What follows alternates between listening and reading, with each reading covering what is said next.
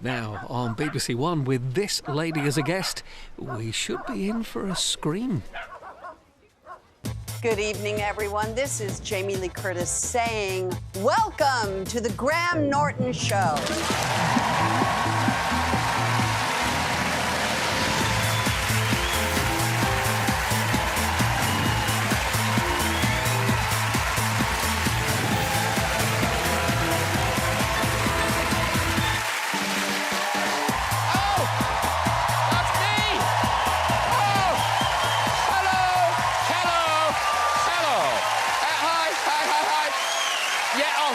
Thank you very much. Oh, that's good. Oh, it's nice. Good evening, you're all very welcome to the show. I suppose I should start with an apology. Sorry I didn't come on dancing to an ABBA song, you know, but I'm not, what's that word, insane. I mean, ode to desperate. Did you see Theresa May dancing under the stage at the Tory conference? Did you see it? I mean, here she comes. I mean, I say dancing. There is music, and she is moving. I'm not sure how connected the two are. I've seen washing machines dance better than that. Oh, Dancing Queen. I'd have gone with SOS. But, God love her, she seems to like dancing, doesn't she? I tell you, she should do Strictly. At least then somebody might vote for her. But you know what? I think it's quite a good idea for politicians to associate themselves with ABBA songs. And not just Dancing Queen. I mean, you could have Take a Chance on Me. Or my personal favourite, One of Us is Crying, One of Us is Lying. Let's get some guests on! Later, we'll be meeting the comedy genius. It is Rowan Atkinson. His face, it's big. But first, he's the star of The Fly, Independence Day in Jurassic Park, and he's here tonight to give us a taste of his debut jazz album. It's the king of cool, our friend, Jeff Goldblum! Oh! So hip! What a hip cat! Look at you! Hello. Oh, hug him. Have a seat, too. Thank you. Jeff Goldblum, everybody. This man has been entertaining the nation for 30 years as both a solo artist and part of one of the biggest boy bands ever. Now he turns author with his new book, A Better Me. Welcome back to Gary Barlow, everybody!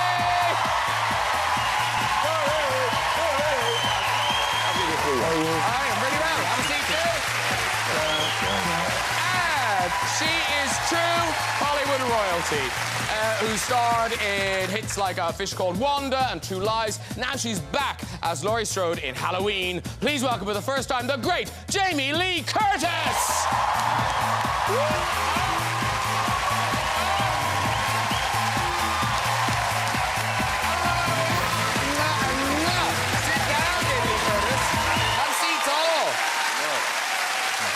See that walk, Graham? Did you see that walk as she came out? I like a know. Cat, like some sort Like of a feline. cat? Yes. Is that I think I have cat, but go for it, Jeff. Really? What animal do you think you would be? Dog. I'm like all dog. Really? It was a wolf-like walk. It was a wolf. It was wolfy. Vulpine. It's a little Vulpine. Yes. It was vulpine. Yes. Hello. Hello. Hello. And Hello, darling. now, Jamie Lee Curtis, you don't know Gary, do you? Are you going to call me Jamie Lee Curtis the whole night? Yes. That's how I identify you. I know Gary a little. Oh, do you? From backstage. Oh, okay. You know, we can get very intimate very quickly. It's dark I'm and it's American. Hot. Yeah. Because Gary Barlow... Yes, sir. Since he last saw you, because, you know, Gary, obviously huge pop star, but now movie star. Absolutely. Yes. Gary Barlow in Star Wars. Yes. I have to say, you've got a picture here. You look like you've won a competition. Completely. How did this happen? What's your Star Wars name? I use my own name. I'm an X-Wing fighter. I fight as me. He's not making this up. He is in you are actually in the film, aren't you? Yeah, there's a point where I went twice to see it and missed it, I'll be honest. In the end, I needed the pause button to just catch sort of that much. We were in a trench, and it sort of goes past and boom, it's gone. But is your name in the credits your name? Yes. You don't get a Star Wars name? That's the only reason to be in Star Wars, is to get the Star Wars name. They said I didn't need one. Well, we've got a picture of you. This is you in action. There you go. Yeah. Millennium Caravan. Wow. Do you get to keep the outfit? I got to keep the outfit. Did you really? Yeah, yeah. Oh, yeah. Well, that's Halloween forever now. Yeah, Wow. they measured me for the action figure. Wow. They didn't, actually. It felt so good to say it, but it didn't happen. But, you've had dolls before. You're fine. It was a great day out. I must have been a big Star Wars fan since '77. Oh, it would when be the original. thrilling. It was amazing. Absolutely brilliant. Wow. And Congratulations. were you treated nicely, or were you just bossed around like a regular extra? No, the young lady who got us onto it is a very big fan of the band. So for a few Take That tickets, I mean, the director was like, "Who is this guy?" OK, she's getting tickets. Take him on there. Put him in the trench. So you are pop star turned film star. Jeff Goldblum, film star, but you're not here tonight as a film star. You're here as a musician. Jeff Goldblum is our music act tonight. All of that over there is for him. Yeah. I'm going to play the piano, yeah. Yeah. Can you play with the rings? Yes, I do. Why? What do you think about that? Take off before I... You play piano, of course. Yeah. Yes, I would prefer to take off the rings, but I like to look... Jeff, you must have seen this. That this summer, this is an extraordinary honour. This statue of you was unveiled. Oh, yeah. At Tower Bridge. Did you go to visit it, Jeff? I did not go to visit. You didn't go? Wow, my statue. Wow. Thank you. My statue, ladies and gentlemen. No, I did not. And in fact, I didn't know that it was going up. I learned the first day that it was up. They said, "Hey, look what's up in..." blah, blah, blah. And I went, wow, look at that. Well, now, the thing is, we thought, oh, how lovely we could, bring the statue here and show it to you. I have to say, we hadn't quite understood the scale of this Well, I thing. read what it was. It's like 25 feet long, et cetera, et cetera. So all I can offer you... All right. And I'm not sure if you're allowed to keep this. I heard about this. But, I have not seen it. This... Wow. This is Jeff Goldblum's head. Wow. There you go, right there. Nice, wow. Isn't it amazing? Look at that thing. Excuse my buttocks. Really, look at that thing. Oh, my golly. Hey, Jeff, you can post it on Facebook. The pun is the lowest form of humor, true or false? Let's see. Wow. Well, I thought it was made of, it's like papier-mâché. I thought it would be concrete of some kind. No, you can take that home. Well- I'm not sure we can give it to you. Are we giving it to him? No. No. No, somebody wants it back. I don't know what I'd do with it. No, it has to, doesn't it? I didn't realize it could be decapitated, but they told me it was sectional, you know. Imagine if this were like a voodoo doll, I would have felt something as they were. What's that? Wow. But, Well, there you Looks go. a little bit like Wolverine. Yes. Got kind of like a little yes. Wolverine thing going. I'll Yes. just lay you here. There you go. That's Jeff Goldblum's big head. Jeff. There you go.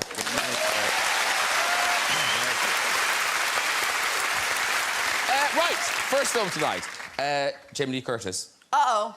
You return as Laurie Strode in Halloween. It opens on the 19th of October. Now, here's the thing. So we're 40 years on, Yeah. unbelievably, 40 years since the first Halloween movie. And there have been other Halloween movies, but we discount them, isn't that right? That is correct. We So- are just connecting the dot between the movie from 1978 and the movie in 2018. And Laurie Strode, I mean, her story could have gone in any direction, but how it affected her is really extreme. Well, it's gone the way that trauma will take you. You know, October 31st, 1978, she was young and filled with promise and excitement, a romantic, dreamer. And then October 31st happened, Michael Myers showed up, and the next day she went back to school a changed person because by then she was a freak and she was just the person that survived him, and she got no help. So you see a woman who's carried trauma for 40 years. It cost her family, cost her marriages, cost her child, because she knows he's going to come back, and obviously that's what happens on October 31st, 2018. And you are ready for him. I mean, she is fully weaponized at this point in her life. Well, she is traumatized and weaponized. It is a combo platter. But then you did have to... I would have thought for some other movie you'd have had to do weapons training, but for this one, you went and shot real guns. I did. And the first day I went in for my ballistics training, there was a guy named Ray in Charleston wearing basically a Halloween sweatshirt who was obsessed with Halloween, and they didn't tell him I was coming in. And of course, there was a moment where he turned around and he was completely overcome. And then what happened was he wanted me to shoot his laser disc. So they took the Michael Myers face, put it all the way down the gun range. Yeah. And for my first shot with this Winchester, which is a live round, it's a big, heavy gun, clunk, clunk, boom. And do you have a picture of it? No, do we have a picture of it? Do you? There is a picture that exists. Oh, I'm sorry. Did you give it to us? No, I thought maybe they would have looked it up on my Instagram site, because I mentioned that it was on there. Oh, I tell you what I'll do. I'll say, yes, we do, here it is, and then tomorrow night on telly, it'll magically be there. Okay, so... Watch this. Watch this. So, there I was, Winchester in hand, boom, boom, live round, boom. Wow, and I think we've got the picture. Do you have a picture of it? Wow! Pretty good. Right between the eyes, that Michael Myers. Yeah, I could see that. Yes. Yes, I could see that. Ray was very, very happy. I bet he was. Listen, we've got a clip. Isn't show business fun? Or it's not in the show tomorrow night, and we all just look like idiots. Well... let's watch a clip. This is... We're having a clip? A clip of the film. That I'm in? Yes. Well, I don't know. Yeah. I thought maybe... No, okay. Halloween, it's out on October the 19th. I know, I'm in it. You're in it? Yeah. I've been in it for 40 years. Really long time. Well, this is you, 40 years old. In the movie Halloween. In the movie Halloween. That I'm in. That you're in. And you're going to show it. Yeah. On TV. You can watch now. it on this telly. I'm going to watch it. You can watch it. Oh, and it's and you. we're going to watch it together. It's you being reunited with Michael Myers for the first time. Okay. Roll it. Roll it.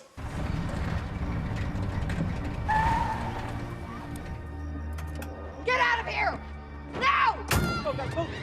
Get inside!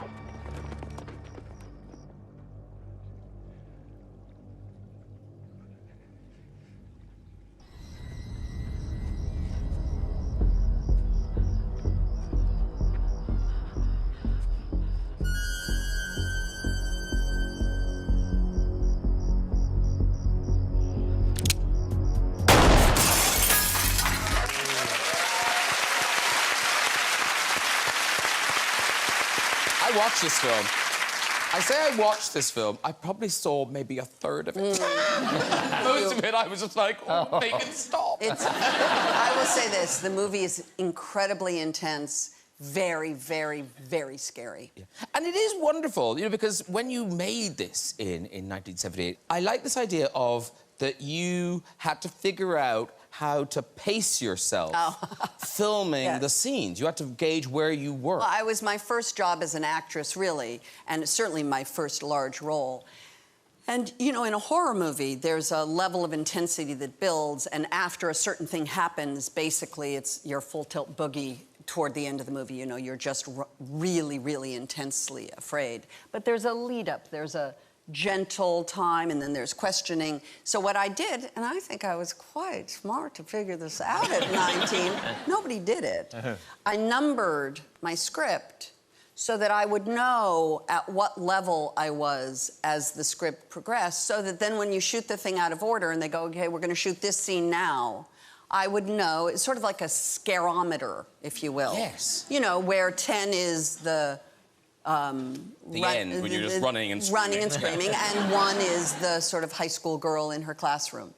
A 3 would be the patented Jamie Lee Curtis, incredulous, who are you look, which is this.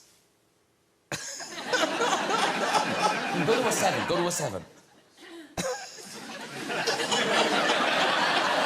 Can I go to an 11? Oh, please. Can I tell you something about 11? Yeah. So my husband is Christopher Guest, who was in This Is Spinal Tap, and he's Nigel, and Nigel's amp goes to 11, and he would be so mortified that I just, like, did a bad Cockney accent when he is so good at it. But I drive a Tesla. I'm sorry. You know, good for you. And when I was being shown the car by the technician, the guy says to me, Chris is in the car, he says to me, well, turn up the air conditioning. And I'm like, okay. And I'm turning up the air conditioning. He goes, no, keep going. And I'm like, okay, I'm going. He says, no, keep going. And the air conditioning's going on. And the air conditioning goes to 11. And the volume control in the audio goes to 11.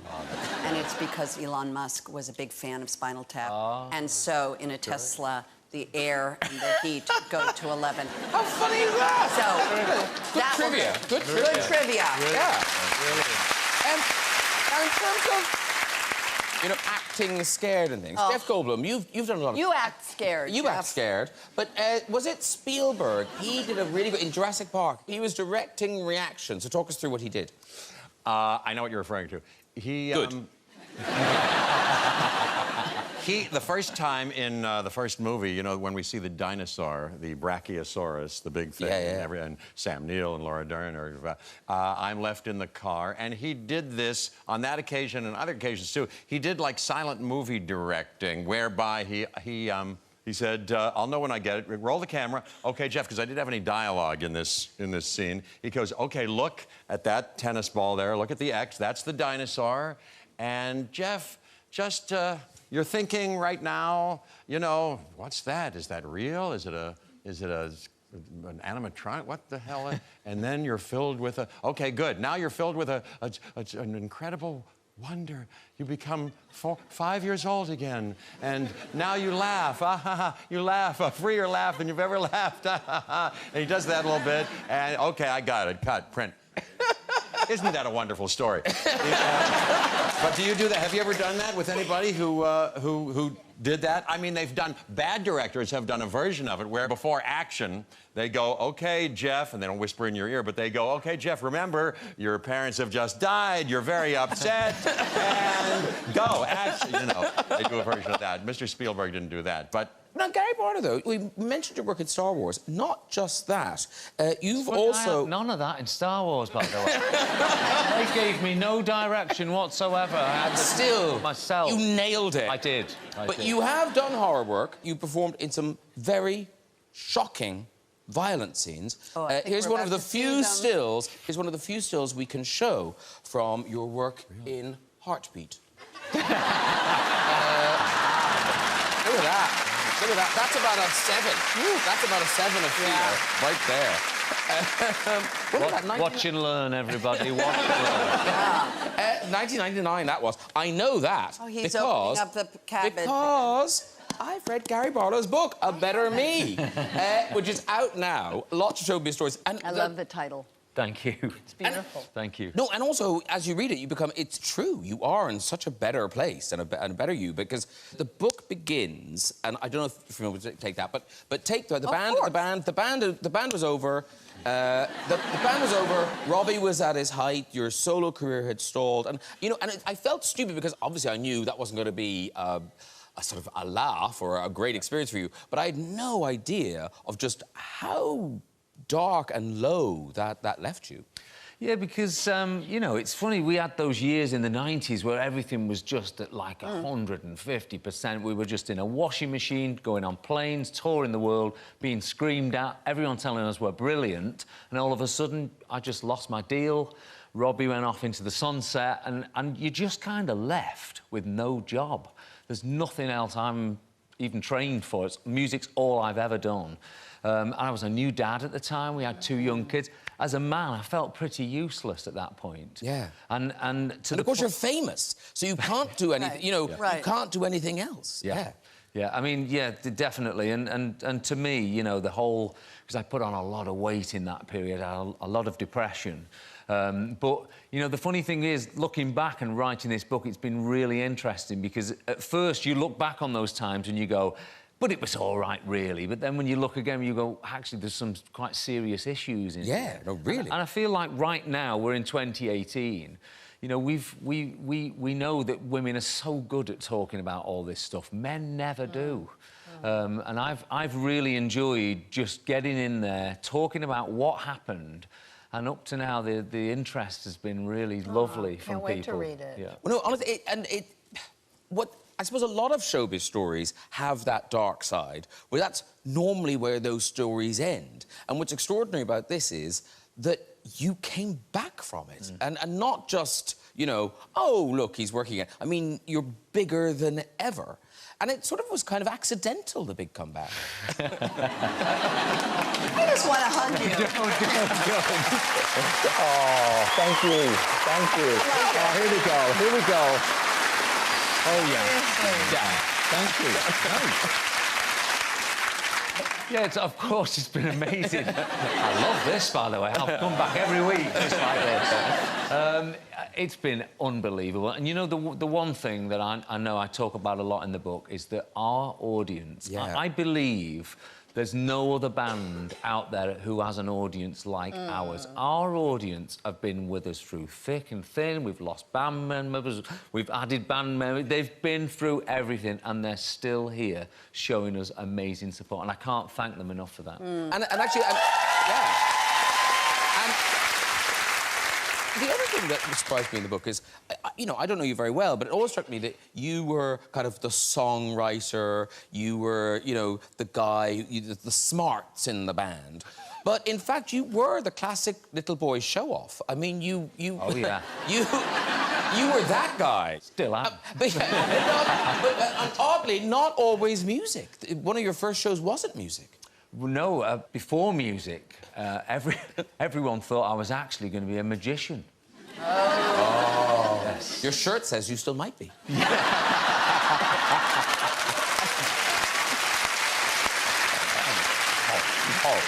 Thank you, Greg. Sorry, I love you too. That was horrible. Why is his shirt like a magician? I don't know, Jeff. For those in the know, it could never be a magician's shirt because the sleeves aren't. Yes, but you'd be a very good musician, a magician. Now, in the book, there's a picture of, I think, is this one of your first ever gigs? Look at him, there he is. Oh, the baby. But I like it, you've got your own banner, Gary Barlow. You've got the decorations, the keyboards, the exit sign, you've got the songs. But then your mother, as you were going on, because you're going to have to say something. That's right. Well, this was my first job, and the way I got my first job was I entered a talent competition, not as a magician this time, although people were asking for the more magic. I said, no, I'm leaving the magic behind. I'm retiring early, I'm going to be a musician. And I'd learned, like, 3 songs on the organ. So I played bass pedals and 2 manuals. And my mum said, just before we went out, so I must have been 11, she said, oh, you're going to need to speak between songs. So she gave me a few lines to say. Good evening, ladies and gentlemen. I'm sorry I'm slightly late. I had a detention. Anyway, I must be leaving now. I've got school in the morning. I'm loving it. Did you do those lines right till you were, like, 20? He's still doing them. He is. But now, what's weird is, so you grew up in this family that wasn't particularly show business, and yet that's all you wanted. But for you, Jamie, it was the opposite, because you were born into kind of Hollywood, and you've now forged this, you know, career as, you know, as the Scream Queen, Jamie Lee Curtis. But then your mom, Janet Leigh, famous, I mean, she was the original Scream Queen in Psycho. Yeah. And so, was it weird that your first movie was going to be a horror?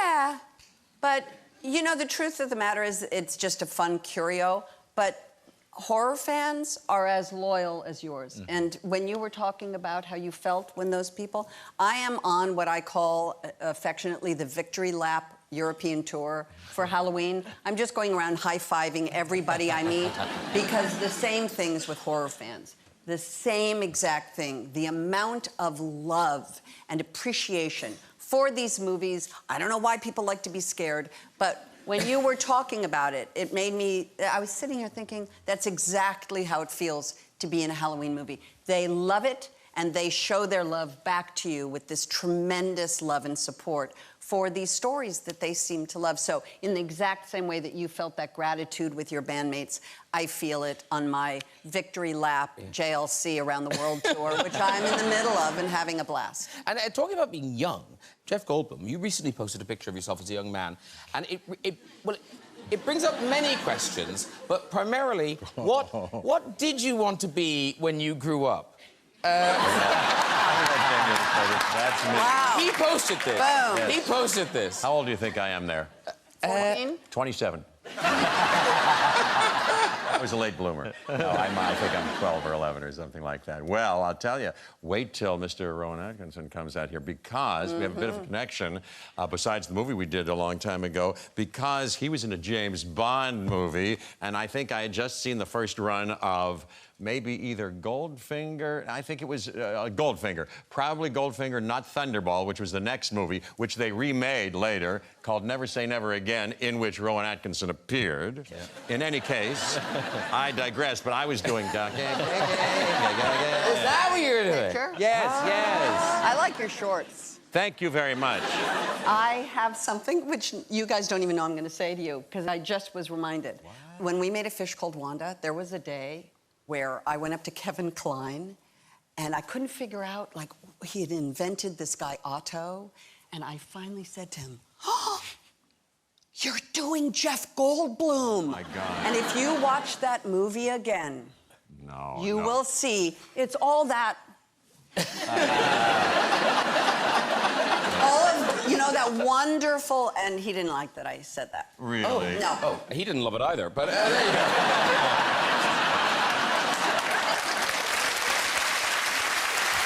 Right, time to meet our final guest. Yay! This British comedy legend has created characters like Blackadder, Johnny English, and, of course, Mr. Bean. He's returning to our screens in Johnny English Strikes Again. Please welcome the great Rowan Atkinson!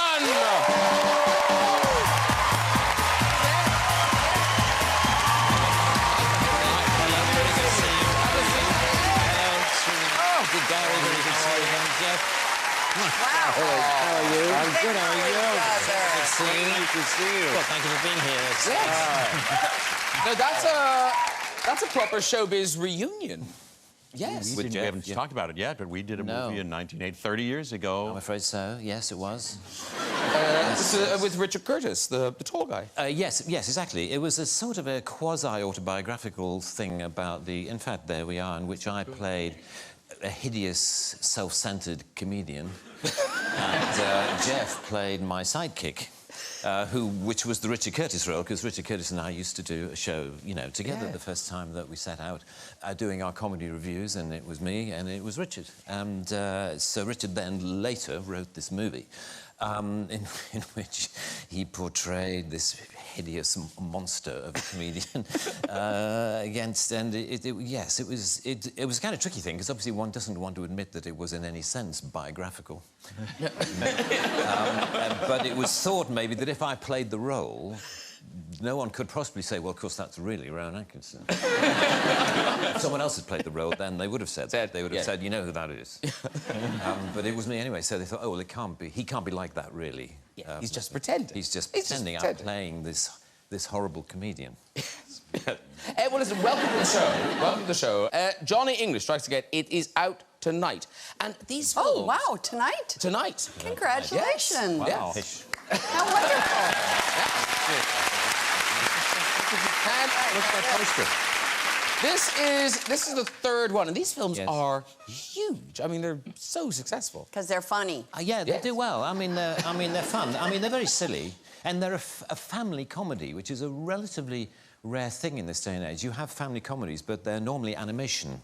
You know, they're normally animated, and to have live-action family comedies, actually, there aren't a lot of them. Most comedies are more adult. Yeah, and this one begins with Johnny English. He has retired. Yes, he's retired. He's a geography teacher in a small school in Lincolnshire.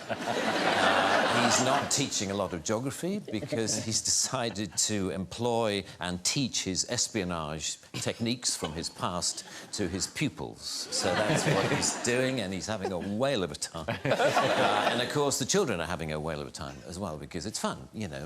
You know, being a spy is fun. It is. But, yeah, I don't think he's teaching a tremendous amount of geography. Listen, we have a clip, and it's just basically this is a taste of Johnny English in action. OK. I'm not sure I've ever met a man quite like you. You haven't.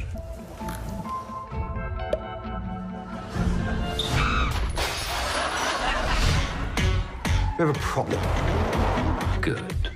Virtual reality. It's completely immersive, and some people lose track of their surroundings. That's not gonna happen.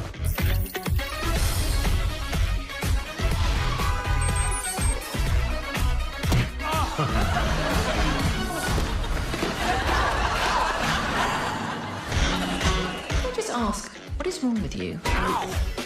Did you or did you not burn the Côte du Roc restaurant to the ground? And did you fire a missile at a peloton of French cyclists? Well... Before commandeering an open-top bus and tossing the tour guide off the top deck?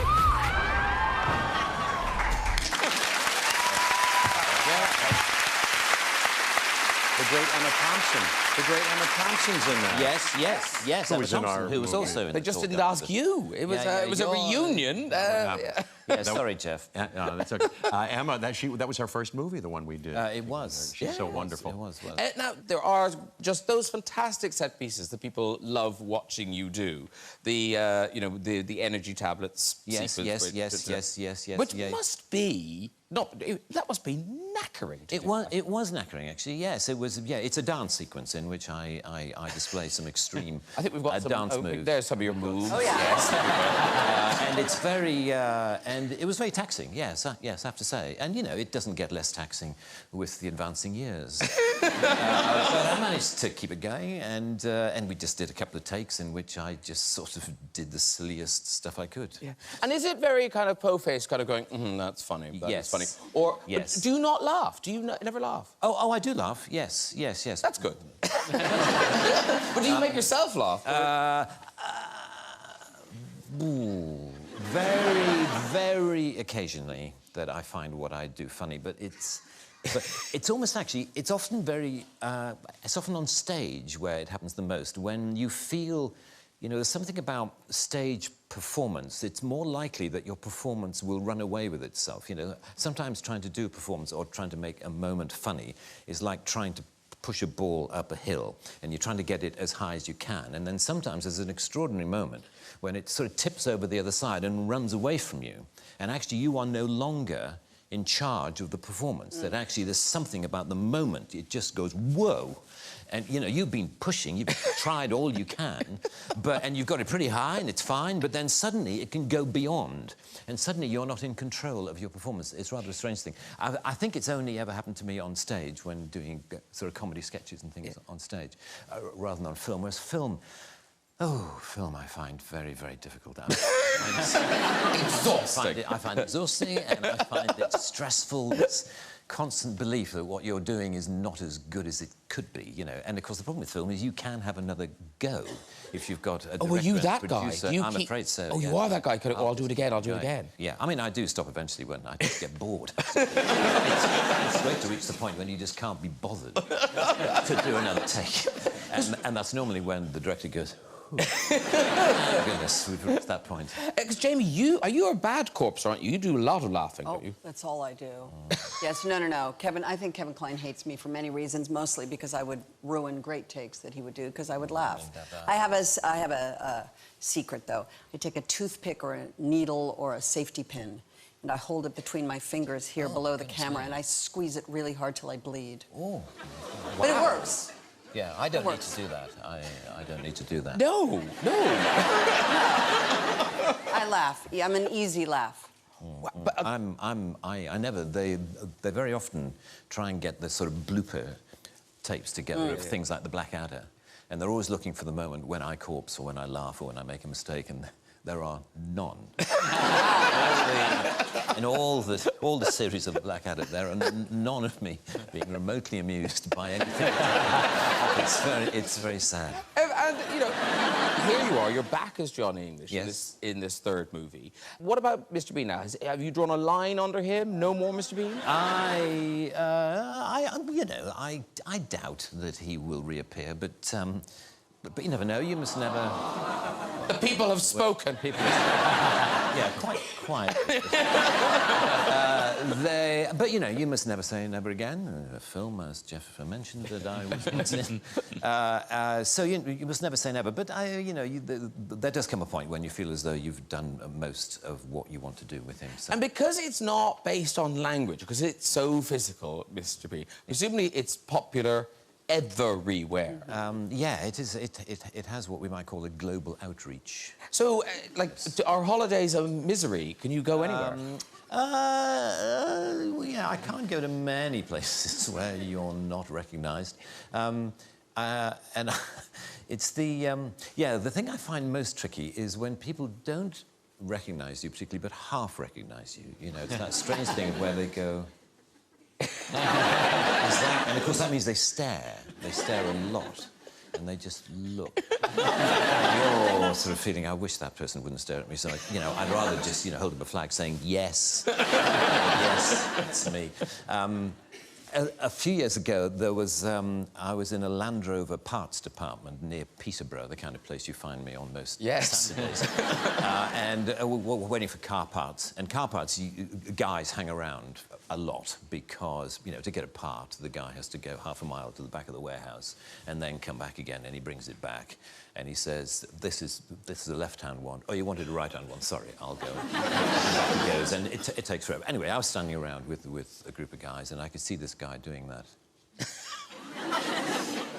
And he came up to me after a while, and he said, "Excuse me, has anyone ever told you that you're the absolute spitting image of that Mr. Bean?" I said, "Well, actually, I am the actor who plays Mr. Bean." And he said,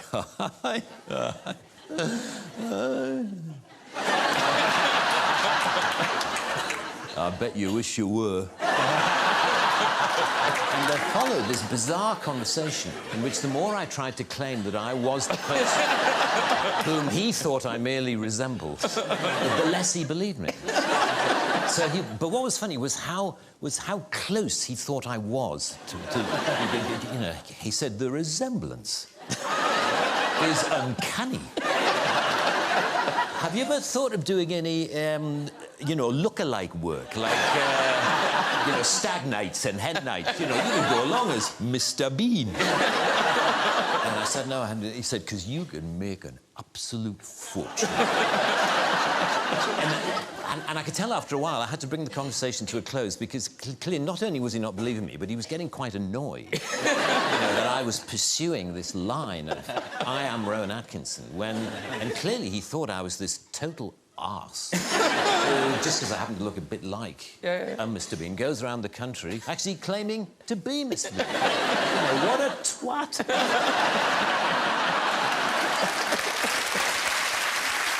But now, just very quickly, just to say, if you never do Mr. Bean again, what an amazing way to kind of take a bow as Mr. Bean. 2012 at the opening yes. ceremony of the Olympics. Because you watched this, didn't you, Mr. Bean, at the opening? Well, we did the closing. Yeah. And I was interested, just because you're used to being in a film studio, it must have been terrifying to do it live in front of an audience. Yeah. A world audience. Yeah, but no matter how much, people tell you there are 2.5 billion people watching or whatever it is, that or the 80,000 or however many were in the stadium, you're more used to those larger audiences than I am. But the funny thing is that on the nights, in the moment, you rehearse the piece because I'm not an improviser. You write something. In fact, Richard Curtis wrote and conceived that Chariots of Fire thing, and you've rehearsed it and you've done it a few times. And you've done it with Simon Rattle conducting, and it's all. And all you focus on is the job of making the jokes work. you know, the audience out there you completely shut off from, and I wasn't thinking about them at all, which I think is good. Yes. You focus only on, you know, that, you know, which was kind of all I had to do. But then there were jokes involving handkerchiefs in pianos and things, but you just focus, and I had no concept, really, of the world without. Yeah. It was just the world within my own little world. And you focus on that and... Well, here's a quick reminder of Mr. Bean at the London Olympics.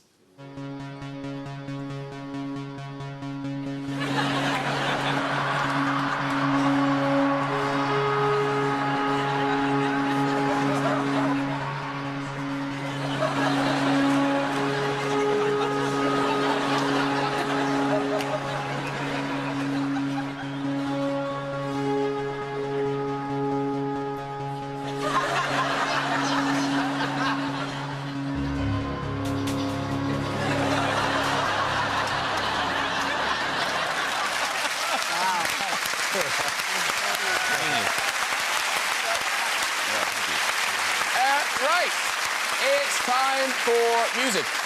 Jeff Goldblum, your piano awaits, so if you'd like to make your cat-like way over there. There he goes. Good luck. Ladies and gentlemen, performing Straighten Up and Fly Right and featuring vocals from the fabulous Imelda May, it is Jeff Goldblum!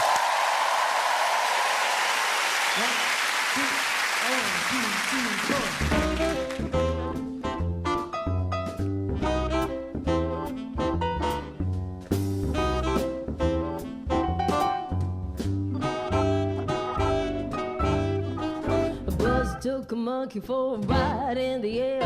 The monkey thought that everything was on the square. The buzzer tried to throw the monkey off his back, but the monkey grabbed his neck and said, "Now listen, Jack, straighten up and fly right. Straighten up and fly right. Straighten up and fly right. Cool down, Papa, don't you blow your top. Ain't no use in diving. Ain't no use in diving. What's the use in jiving? What's the use in jiving? Straighten up and straighten up, yeah. Cool down, Papa, don't you blow your top. The buzzer told the monkey, you are choking me. Release your hold and I will set you free. The monkey looked the buzzer right dead in the eye and said, your story's so touching, but it sounds just like lies. Straighten up and fly right, yeah, Jeff. Straighten up and stay right. Straighten up and straighten up, yeah. Cool down, Jeffrey, don't you blow your top.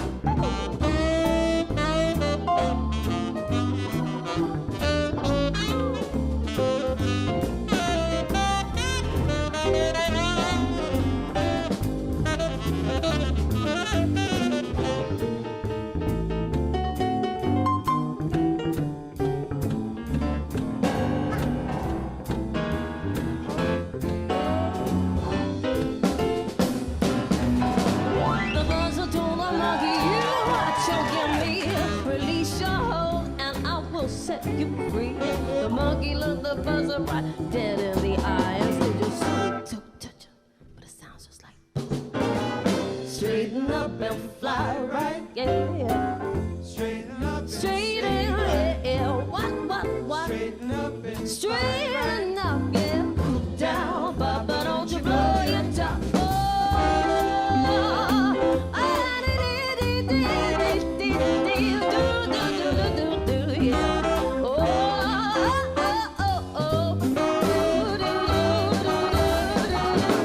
Straighten up and fly right. Straighten up and fly right. Straighten up and stay right. Straighten up and straighten up, yeah. Cool down, Papa, don't you blow your top. Fly right. Hey! Imelda May. Imelda May. Oh, Jeff Goldblum and Imelda May, everybody! Come on back. Imelda, come and join us. Jeff, come on back. Oh, beautiful job, beautiful job. Thank you, lovely. So shiny. Imelda May. Hello, darling. Hi. Nice to see you. Come and meet the others, do. Hey, Gary, well. I'm great. How are you? I'm great. Hi, lovely to meet you, Imelda. Lovely to meet you. Nice to meet you. Oh, gorgeous. Maya Thank you here? so much, Jeff, and Imelda May. And we must mention, of course, the band, the Mildred Snitzer Orchestra. Yes. James King, Joe Baggs, Alex Frank, John Story, Kenny Elliott. Well done, well remembered. Oh, thank you. No, they're old pals. We've been together a long time. And then that is all off your debut jazz album. Oh, that's gorgeous. The Capitol Studios Sessions. That's quite hard to say, but I've done it now. You have, very beautifully. Thank you so much. That's right. So, Imelda, you're on the album. You're not just here tonight to perform. No, I'm on the album. I'm really delighted to be on it. And did you get a free holiday out of it? Did you get to go to LA and stuff? I got to go to LA. Yeah. Woohoo! It was fantastic. We went to a little club that you play in all the time. What's the name of the club? Rockwell. Like Sam Rockwell. Norman Rockwell, yes. So went there and we just ran each song through a couple of times. Yeah. Okay. And had some fun, and then that song wasn't planned, and then we went to Capitol Studios. You can tell the story of that. It's Capitol Studios. You know the famous Capitol Studios. That's where we did it. And we set up Studio A and Studio B, where Frank Sinatra and the Beatles and all those guys did. And we made a kind of a live club there. And she's, you know, so brilliant. We did that at the last minute. We cooked that up. She, you know, sang the heck out of it.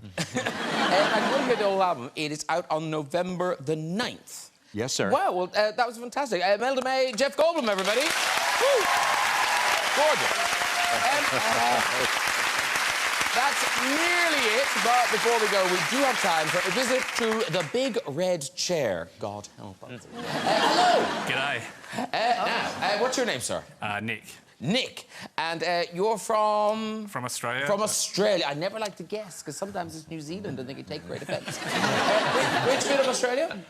From Adelaide. Adelaide. And do you still live there, or you live here now? I live here now. Oh, right. What do you do? I'm an IT project manager. Off you go with this story.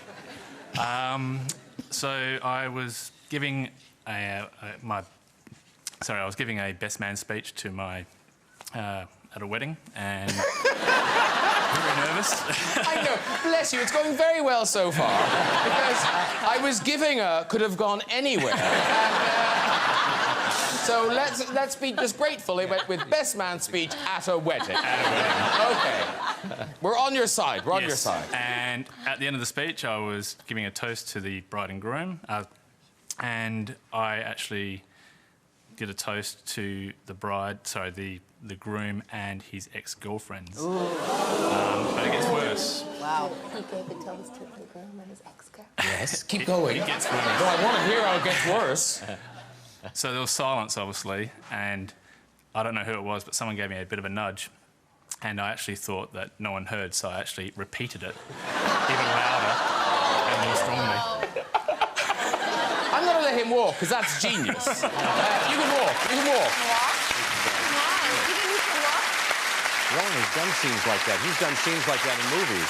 Haven't you done scenes that post very funny post scenes? Right, if you'd like to join us on the show and have a go in Big Red Chair, you can contact us via our website. This is their address. That is it for tonight. Please say a huge thank you to, it's true, all of my guests, Jeff Goldblum and Imelda May. That's them. Gary Barlow. Jamie Lee Curtis. And Rowan Atkinson. Join me next week with Korean boy band sensation BTS, actors Jamie Dornan and Rosamund Pike, crooner Harry Connick Jr., and comedy legend Whoopi Goldberg. I'll see you then. Good night, everybody. Bye-bye!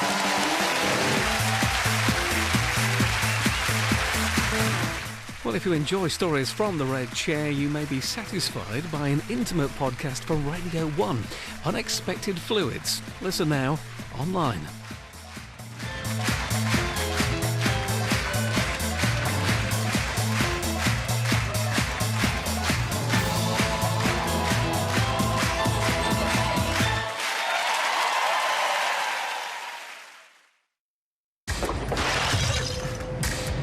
Come in.